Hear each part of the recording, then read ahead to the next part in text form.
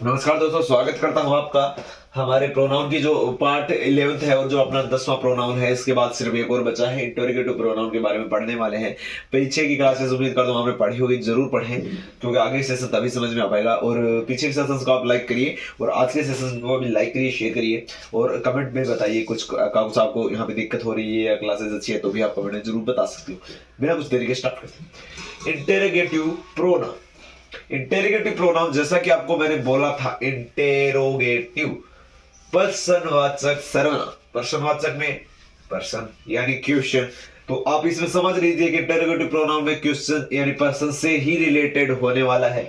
तो बस ऐसा ही कुछ है, हु, हुम, हुज, व्हिच, व्हाट, ये पर्सन पूछने के लिए प्रयुक्त होते हैं। सिंपल है, इसके अंदर ये जो है आपके पर्सन पूछने के लिए प्रयुक्त किए जाते हैं। यानी दोस्तों, जो पर्सनवाचक आपका सर्वनाम है उसके अंतर्गत आपका जो इंटेरोगेटिव प्रोनाउन है उसके अंतर्गत आपको जो ये चीजें होती है, हु, हुम, हुज, व्हिच, व्हाट, ये चीजें जो है आपकी पर्सन पूछने के लिए जो है यहाँ पे प्रयुक्त किए जाते हैं। यानी इंटेरोगेटिव प्रोनाउन के अंतर्गत आपका जो है ये चीजें पर्सन पूछने के लिए प्रयुक्त किए जाते हैं। तो सिंपली मैं बात करूं इंटेरोगेटिव प्रोनाउन की, तो इंटेरोगेटिव प्रोनाउन जो है आपका पर्सनवाचक सर्वनाम कहलाता है। लेकिन आप ये चीज तो समझ रहोगे कि ये पर्सनवाचक है और इसमें ये जो शब्द है हु, हुम, हुज, व्हिच और व्हाट, इनका प्रयोग जो है आपका प्रश्न पूछने के लिए होता है। लेकिन इसमें थोड़ा सा आपको कंफ्यूजन हो जाएगा क्योंकि इससे पहले अपन जो नौवां पढ़ा था, नौवां जो प्रोनाउन पढ़ा था वो था अपना रिलेटिव प्रोनाउन।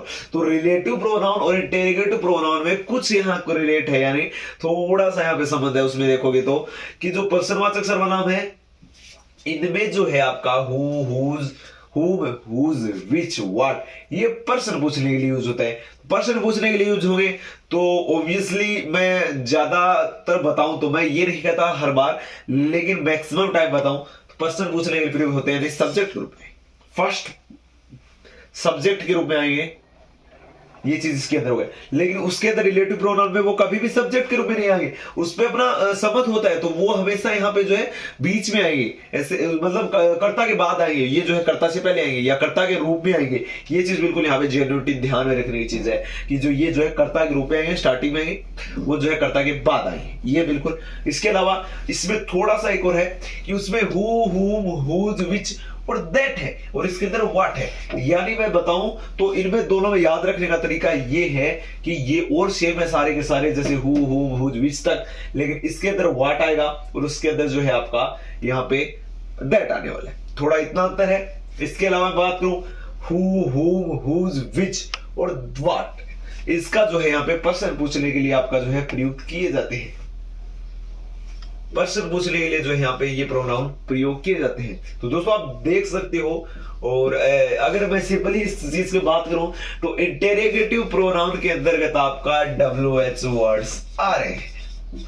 यानी आप देखोगे एक ही चीज में क्या क्या चीज हो रहा है, WH वर्ड आ रहे हैं और आपको ये बिल्कुल बताया गया है कि WH वर्ड जो है यहाँ पे कर्ता से पहले आएगा। देख लो, मैंने जो चीज आपको समझाई थी वही कुछ हो रहा है ना। और इसमें यही है कि ये कर्ता से पहले आएगा या कर्ता के रूप में आएगा। और आप ये चीज भी देख सकते हो कि जो आपके जो नरेशन वगैरह होते हैं उसके अंदर भी कंजक्शन के रूप में आपका WH वर्ड बन जाता है, कर्ता के रूप में भी बन जाता है कई बार, अगर उसके अंदर सब्जेक्ट ना हो तो आप देख सकते हो ये WH वर्ड्स हैं।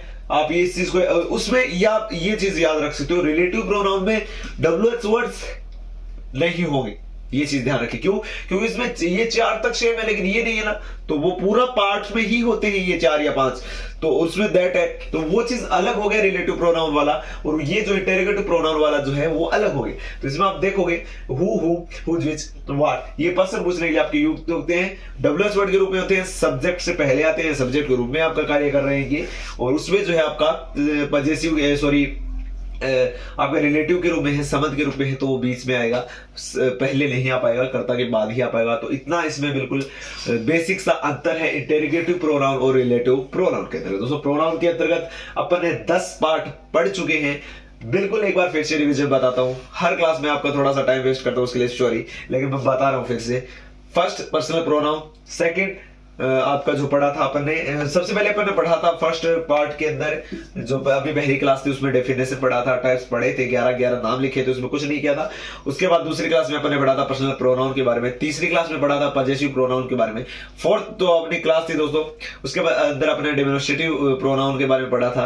अपनी जो फिफ्थ क्लास थी दोस्तों उसमें डिस्ट्रीब्यूटिव प्रोनाउन के बारे में, सिक्स्थ क्लास में रिफ्लेक्सिव प्रोनाउन के बारे में, सेवंथ क्लास में इम्पेटिक प्रोनाउन के बारे में, एट्थ क्लास में रिलेटिव प्रोनाउन के बारे में, नाइन्थ क्लास में आपका पढ़ा था यहाँ पे जो है एक मैंने शायद बीच में भूल गया हूं, इससे इंटरोगेटिव से पहले आपका एक आया था दोस्तों, सॉरी फॉर दैट। और इसके 9वां पार्ट में बिल्कुल यहाँ पे आपको जब भी मेरे को यहाँ पे दिमाग में आता है मैं जरूर बताऊंगा। 10वां पार्ट अपना इंटरोगेटिव प्रोनाउन के बारे में पढ़ा था, तो आप देख सकते हो बेसिक से सारा कुछ अपने पार्ट पढ़ा है मैंने आपको।